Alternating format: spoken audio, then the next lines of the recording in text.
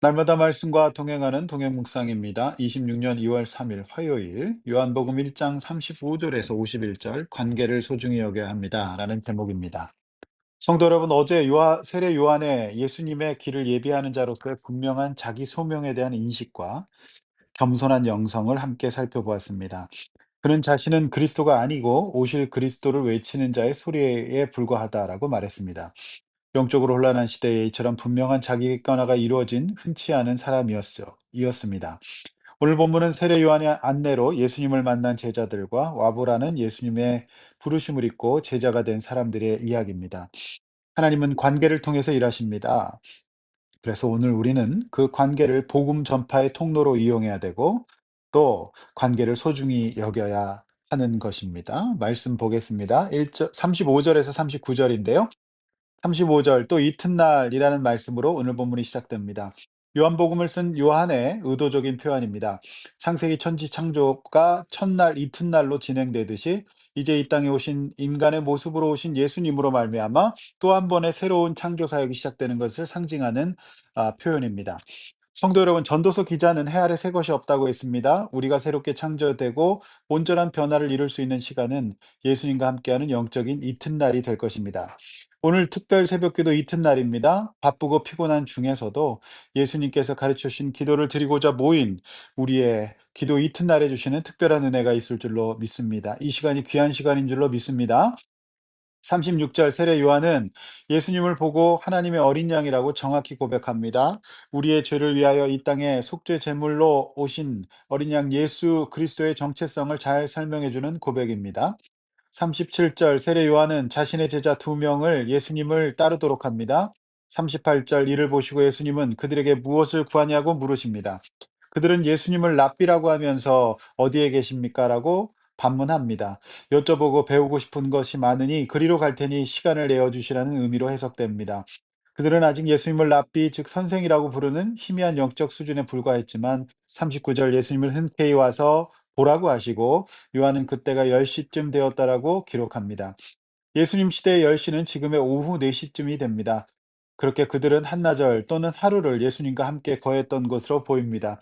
여기서 거했다는 단어는 인격적인 교제를 나누었다, 대화를 나누었다, 영적인 소통을 했다라는 헬라어 단어를 사용하고 있습니다.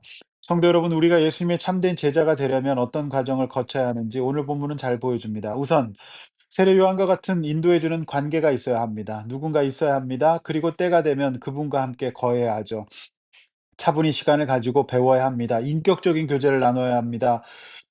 머리로만 형식적으로만 해서는 안 됩니다. 무엇보다도 와보라고 하실 자리에 가서 있어야 합니다.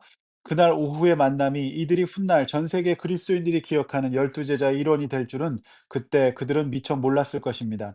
그래서 성경은 와보라고 할 때 오는 순종이 제사보다 귀하고 누구와 함께 거하느냐가 중요하다고 말하고 있습니다. 성도 여러분, 하나님의 말씀이 있는 예배의 자리, 기도의 자리, 영적인 교제의 자리에 와 보십시오.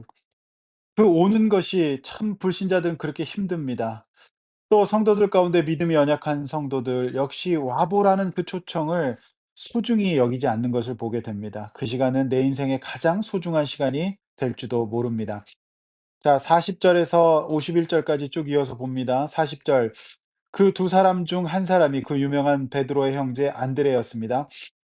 또한 사람은 우리가 읽고 있는 요한복음의 저자 요한이라고 알려져 있습니다. 한 사람은 안드레, 한 사람은 요한이죠. 41절 안드레는 형제 베드로에게 자신이 만난 예수님에 대해서 알려줍니다.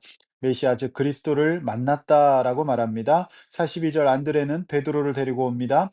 이때 말씀의 뉘앙스를 잘 보시면 베드로는 이때까지만 했어도 세례 요한을 따르지도 않았고 그저 자신의 생업인 어업에 종사했던 그런 어부였습니다.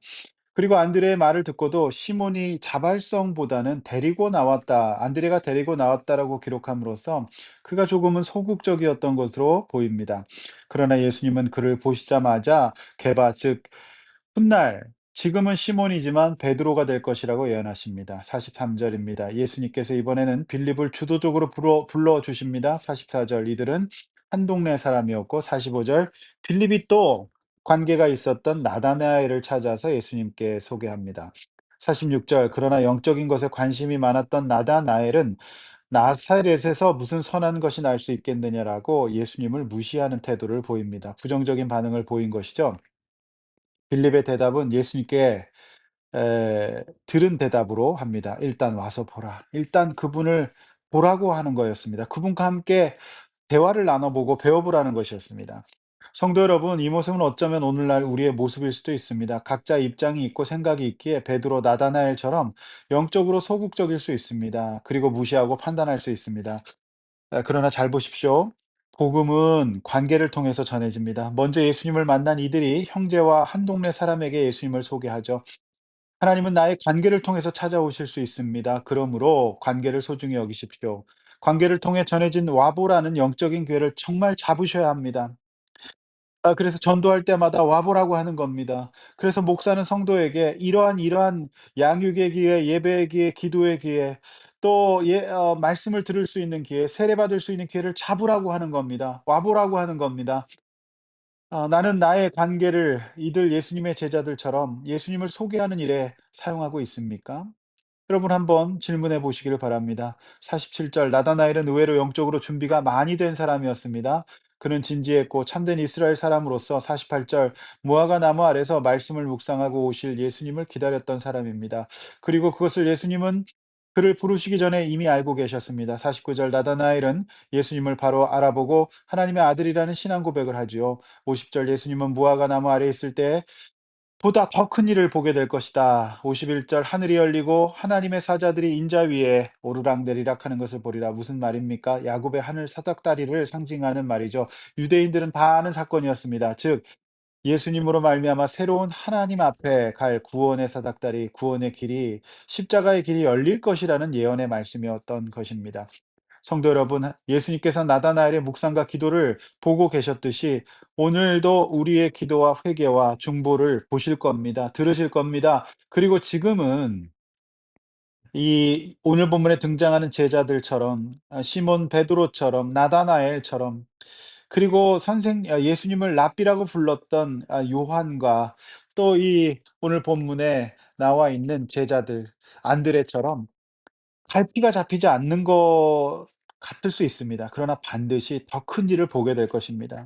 와 보십시오. 그리고 기도하십시오. 하나님의 시점, 하나님의 이튿날은 열리고 있기 때문입니다. 하늘 문이 열리고 내 인생의 근본적인 문제들이 해결받는 귀한 은혜가 반드시 있을 겁니다. 지금 갈피가 잡히지 않는다고 해서 그 나무 아래를 떠나지 마십시오. 그래서 오늘 이 새벽에 어떤 분에게는 무화과 나무 아래 시간일 수도 있고 어떤 분에게는 하늘 사다리를 보게 되는 날일 수도 있을 겁니다.